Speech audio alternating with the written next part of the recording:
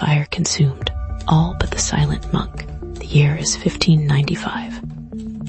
Mount Koya, a sacred mountain in Japan, home to over 100 Shingon Buddhist temples, lay shrouded in mist. It was a place of pilgrimage, contemplation, and ancient secrets. But one autumn night, the tranquility was shattered.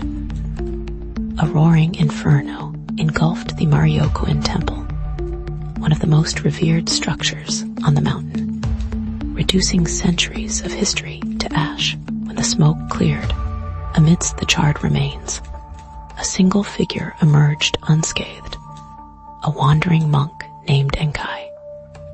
He stood silent, his simple robes untouched by the flames, his face an impassive mask. How could anyone survive such a blaze, let alone remain completely unharmed? The villagers whispered of divine intervention, but some, especially among the elder monks, harbored darker suspicions.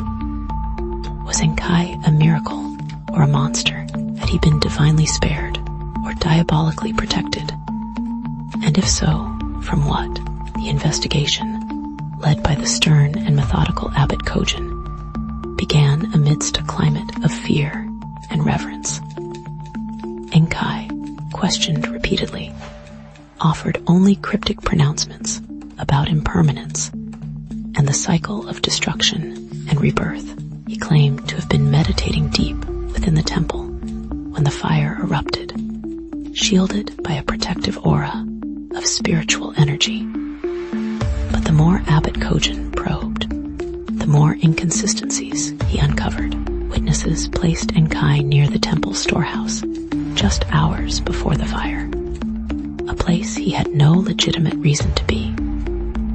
Furthermore, the temple's precious relics, including a priceless scroll detailing the founder Kyukai's teachings, were missing, presumably consumed by the flames.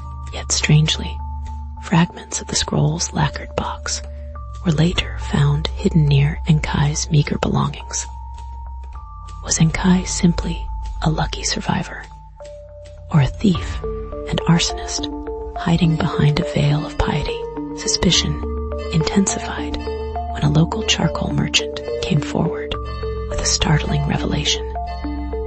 He claimed to have sold Enkai a large quantity of a highly flammable oil, far more than a simple monk would need for lamps or personal use. Just days before the fire, the merchant, fearing implication, had kept silent, but the guilt had gnawed at him. This, coupled with the recovered box fragments, painted a damning picture. Abbot Kojin prepared to formally accuse Enkai, convinced he had found his culprit.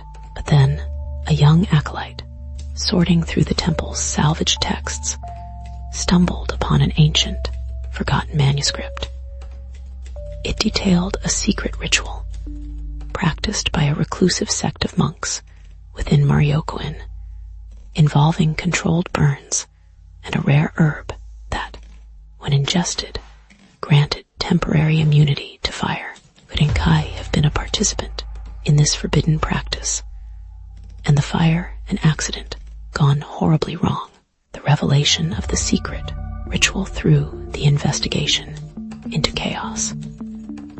Abbot Kojin, torn between exposing the dark secret of his own temple and finding the true arsonist, decided to confront Enkai one last time. He presented the manuscript, demanding the monk confess his involvement.